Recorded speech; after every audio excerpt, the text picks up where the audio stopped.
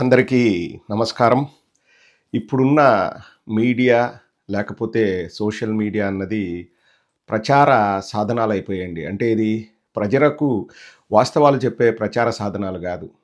డబ్బున్న వాళ్ళకి కొమ్ము గాయడానికి, లేకపోతే వాళ్ళ జేబులు నింపుకోవడానికి ఇష్టారీతిన విషయాల్ని వండి వారుస్తున్నారు. దాని గురించి ఇంకొక వీడియో చేస్తాను ఎప్పుడైనా టైం ఉన్నప్పుడు. సోషల్ మీడియా అన్నది ఎలా రూపాంతరం చెందింది, ఎలా వీళ్ళ చేతుల్లో పడి నాశనమైందో ఇంకొక వీడియోలో చెప్తాను. ఇక్కడ ఆ విషయాన్ని నేను ప్రస్తావించడానికి కారణం, మనం ఏది చెప్పినా గానియండి, నా వ్యూవర్స్‌కు వాళ్ళ నమ్మకం అన్నది నాకు చాలా చాలా చాలా ఇంపార్టెంట్. ప్రదీప్ అబద్ధం చెప్తున్నాడా? నిజం చెప్తున్నాడా? నేను ఒక 10 నిమిషాలు టైం స్పెండ్ చేసుకొని ప్రదీప్ వీడియో చూస్తున్నాను. నాకు ఇంపార్టెంటు లేకపోతే వాస్తవమైన విషయం చెప్తాడా లేదా అన్నది మన వ్యూవర్స్ ఆలోచిస్తారు. వాళ్ళ నమ్మకాన్ని వమ్ము చేయను అని నేను మైండ్‌లో పెట్టుకొని నేను ఏదైనా వీడియో చేస్తాను.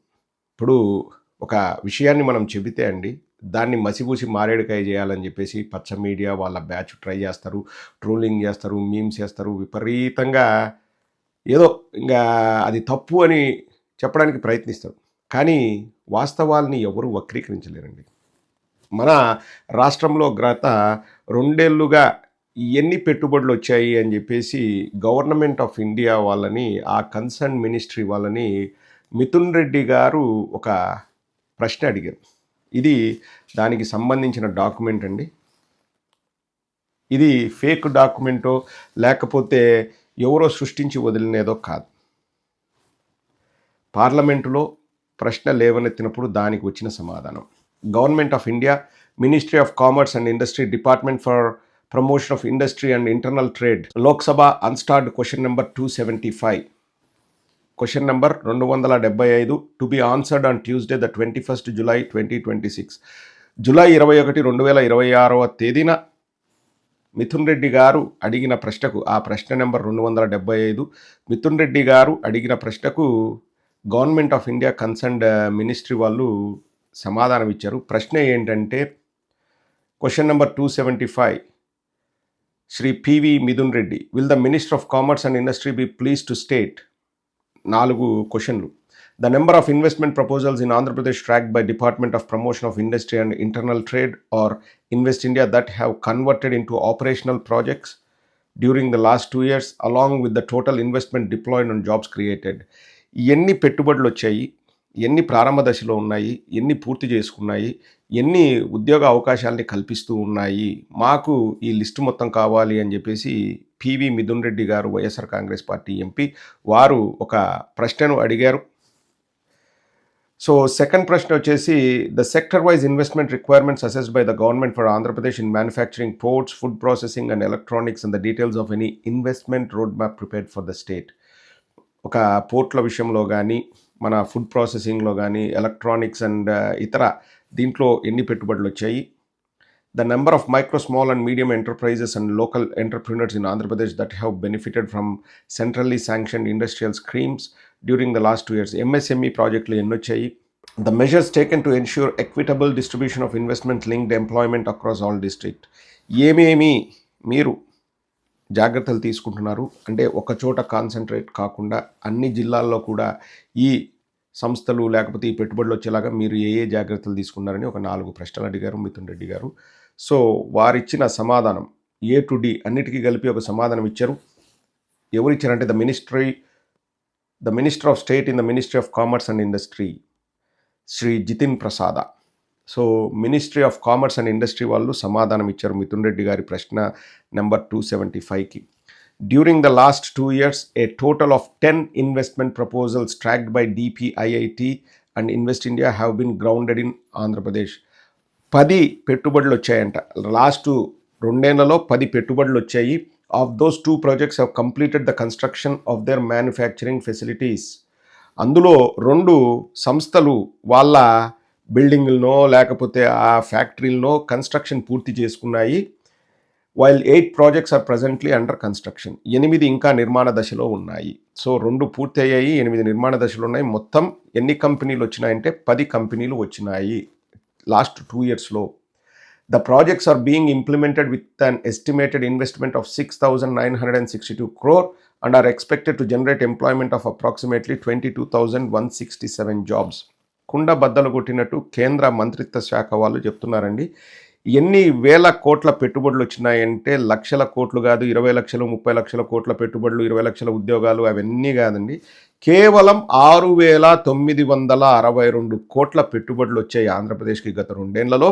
ఎన్ని ఉద్యోగాల కల్పన జరిగింది అంటే 22,167 ఉద్యోగాల కల్పన జరిగింది అని చెప్పేసి కేంద్ర ప్రభుత్వం సమాధానం ఇచ్చారు. ఏ మంత్రిత్వ శాఖ అంటే ministry of commerce and industry. These cases were successfully facilitated by Department for Promotion of Industry and Internal Trade and Invest India with support from the relevant central government ministries and government of Andhra Pradesh. So, government of India వాళ్ళు చెప్పిన దాని ప్రకారం గత 2 ఏళ్లలో ఎన్ని పెట్టుబడులు వచ్చాయి అంటే 6,962 కోట్ల మేరకు పెట్టుబడులు వచ్చాయి. 10 కంపెనీలు వచ్చాయి, 2 పూర్తి చేసుకున్నాయి, ఇంకా 8 నిర్మాణ దశలో ఉన్నాయి. 22,167 ఉద్యోగాల కల్పన జరుగుతుంది. మిగతా 8 కూడా పూర్తయిన తర్వాత, అన్నీ పూర్తయిన తర్వాత 22,167 ఉద్యోగాలు వస్తాయి అని చెప్పేసి కేంద్ర ప్రభుత్వం చెప్పింది, కూటమి ప్రభుత్వం చెప్పింది. ఇలా మనం ప్రజలకు వాస్తవాలు చెబితే బాగుంటుందా అండి? అంటే చూసినేటివి, మాట్లాడేటివి. ఇంకా వేరే రకంగా పెట్టుబడులు వచ్చింటే సరే చెప్పండి. మసిబూసి మారేడుకాయ చేసి 20 లక్షల ఉద్యోగాలు ఆల్రెడీ ఇచ్చేసినాం, 30 లక్షల కోట్ల పెట్టుబడులు వచ్చినాయి.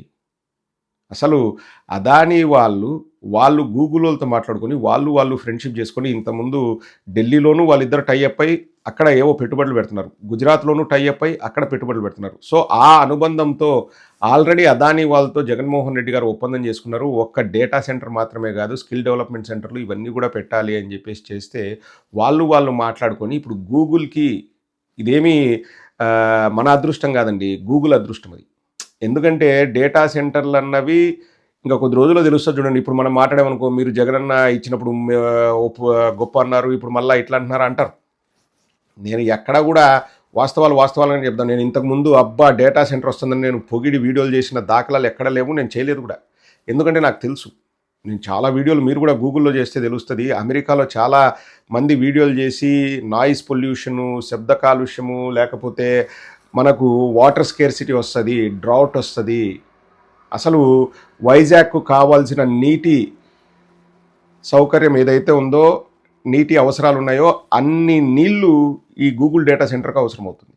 మన వైజాగ్ మొత్తం అన్ని ఇళ్లకు కలిపి ఎంత కరెంటు వాడతామో ఆ గూగుల్ డేటా సెంటర్కి ఎంత కరెంటు వాడాల్సి వస్తుంది.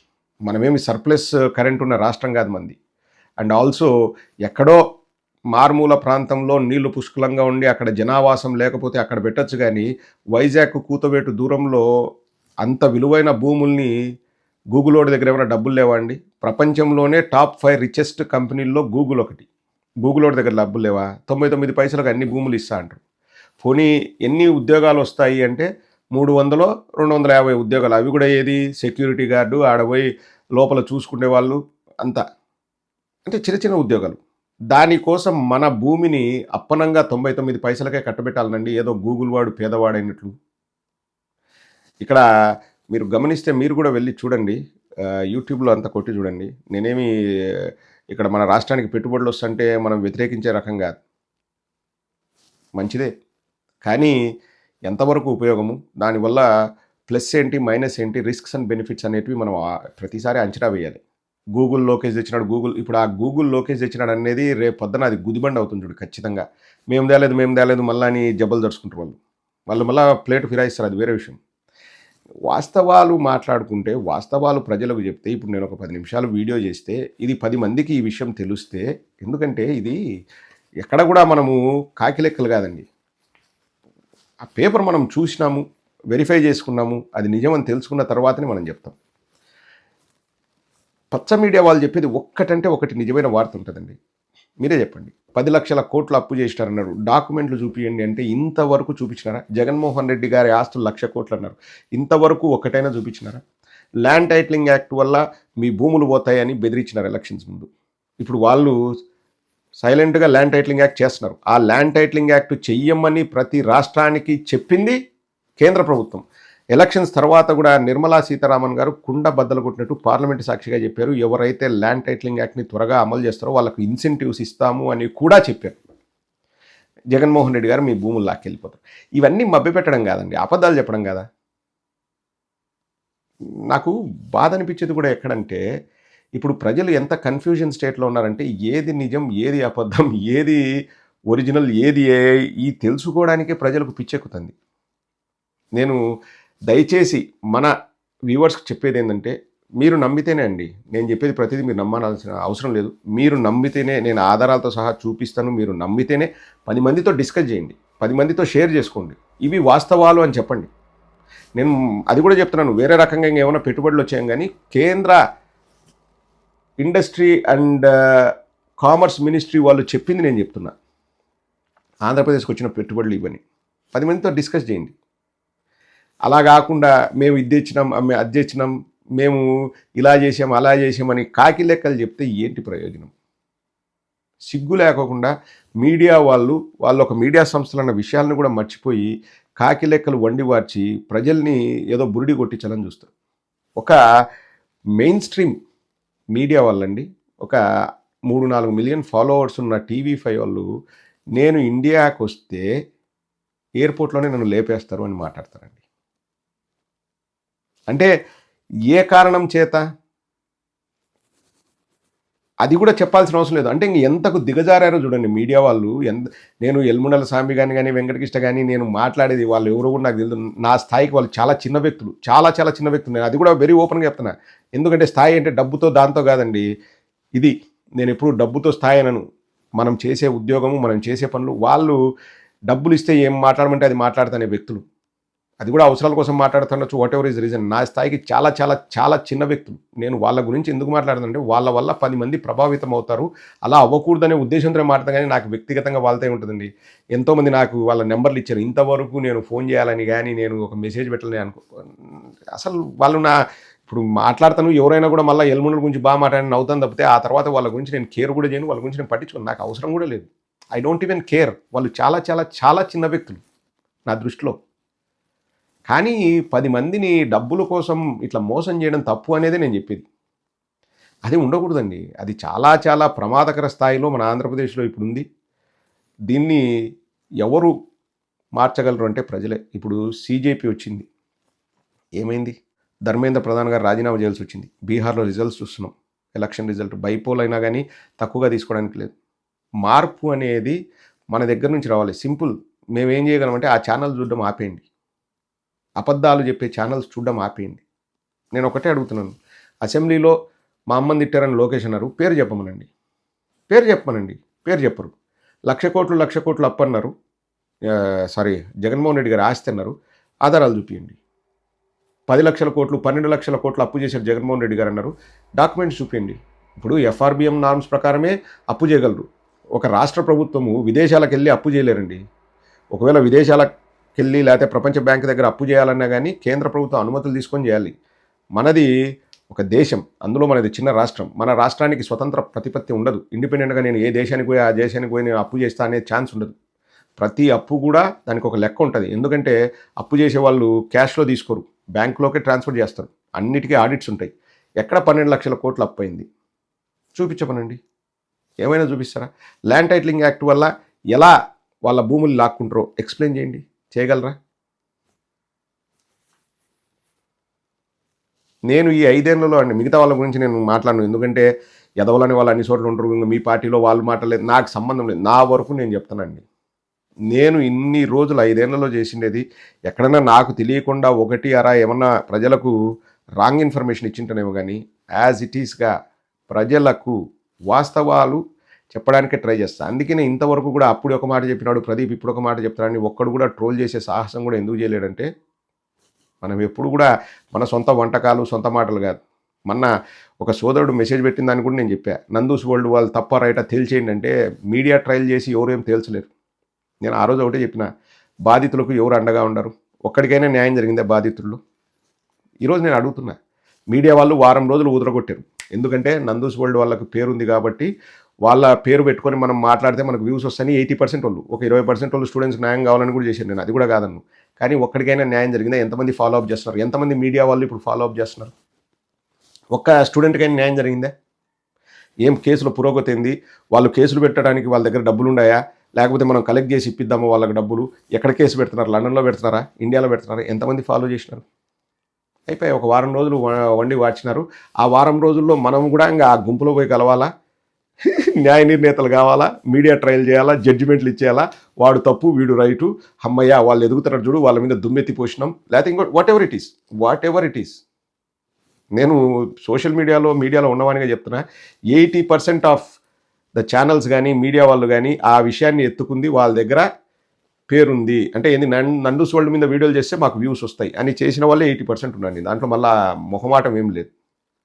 ఇది ఇప్పుడు ఎంతమంది వాళ్ళకు న్యాయం జరిగిందా అని ఫాలోఅప్ చేస్తూ ఒక్క వీడియో వచ్చిందా? మీరే చెప్పండి. వాస్తవాలు చెప్పడం, వాస్తవాలు వివరించడం చేస్తే మీడియా అన్నది 10 కాలాల పాటు ఉంటుంది. ప్రజలు విశ్వసిస్తారు. లేకపోతే సంకనాకిపోతుంది. ఆల్రెడీ 90% సంకనాకిపోయిందండి. ఆంధ్రప్రదేశ్ విషయం వరకు నేను చెప్తాను. మొత్తం బయాస్డే. నిన్న వీడియో చేసిన చాలామంది చూసి కింద కామెంట్ సెక్షన్ పెట్టారు కదా, ఎన్ఆర్ఐల కులగజ్జి ఉందా అంటే ఎంత నిజము, ఆంధ్రప్రదేశ్లో మీడియా సంకనాకిపోయిందన్నది అంతే నిజం.